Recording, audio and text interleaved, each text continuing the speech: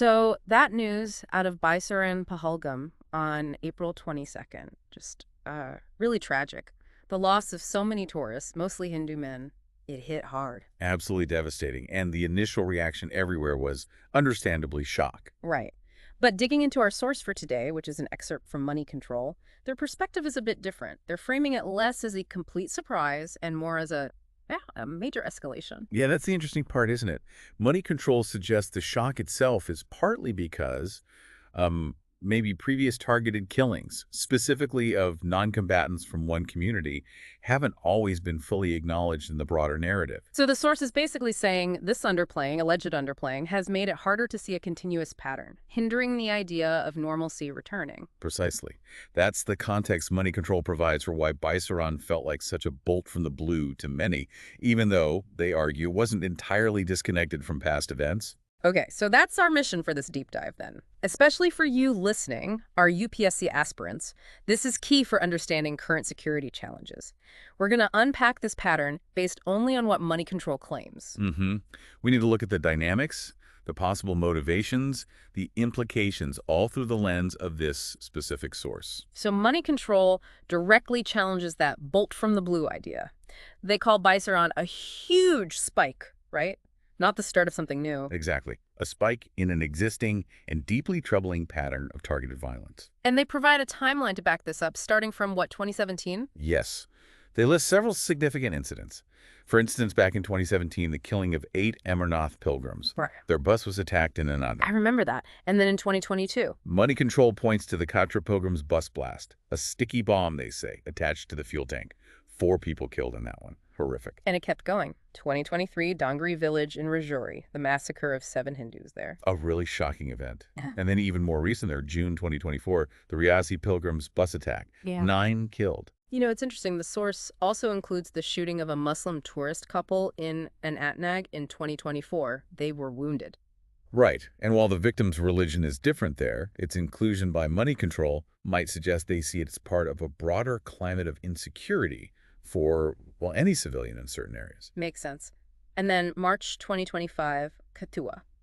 5 Hindu civilians killed, including a young boy, just 12 years old. So when you lay it out like that, the sequence money control presents, it definitely makes you question any simple narrative of steadily improving security. So what's the interpretation? According to money control, what's the point of these killings? Are they random? Not according to money control, no. They argue these attacks align with patterns seen before.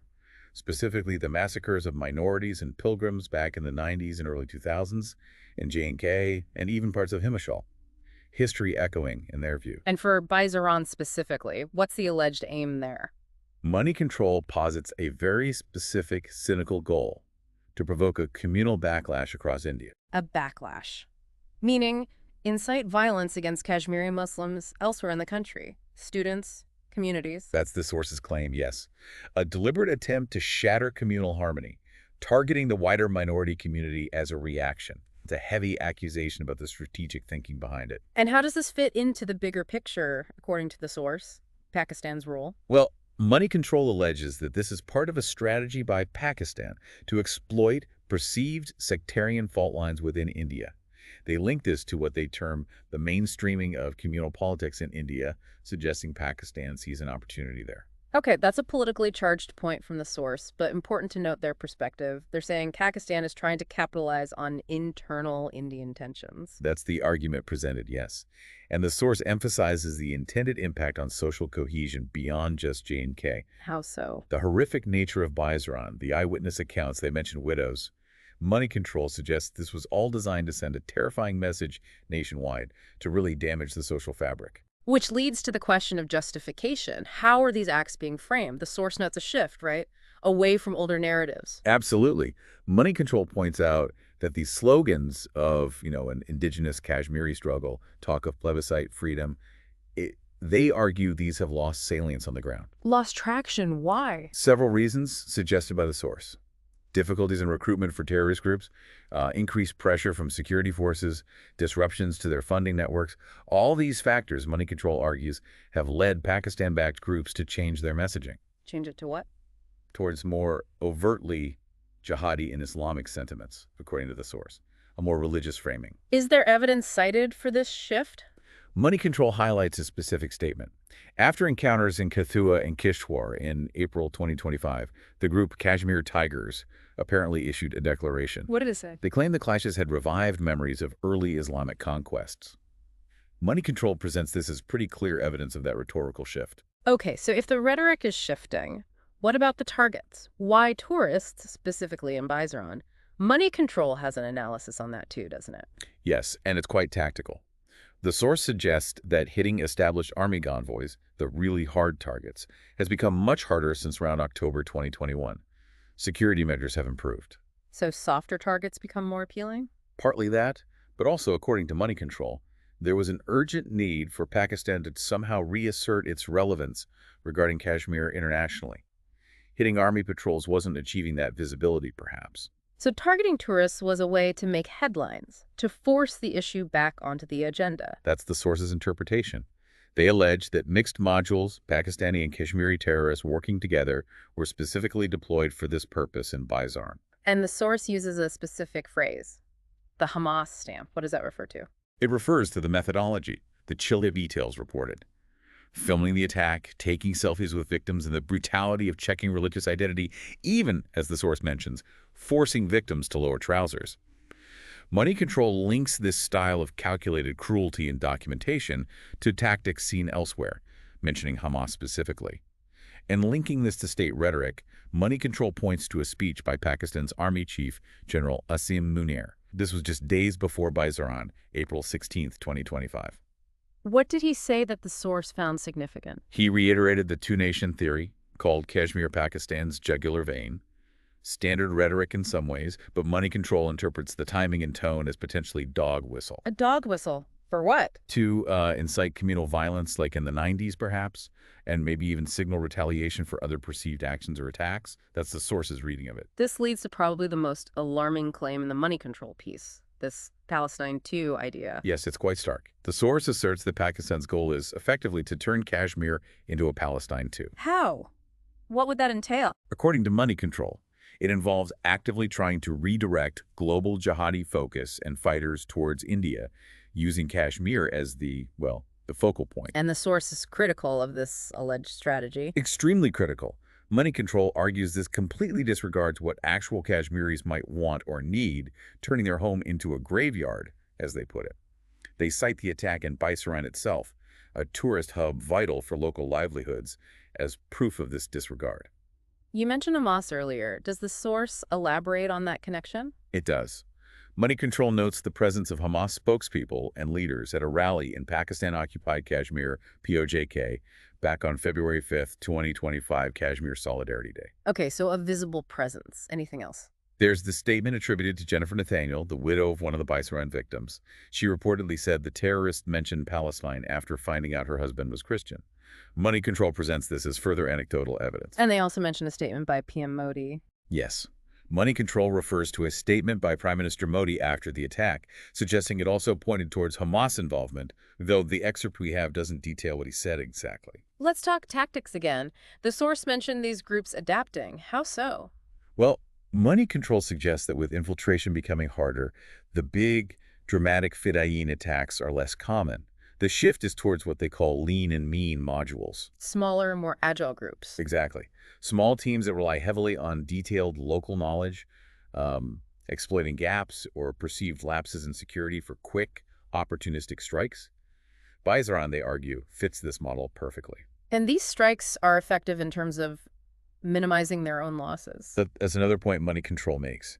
They note that in many past ambushes, the number of terrorist casualties has been surprisingly low, suggesting a deliberate strategy to strike and withdraw effectively, preserving their manpower. This brings up the inevitable question of intelligence. Was Baisaran an intelligence failure, as some labeled it? Money Control addresses this.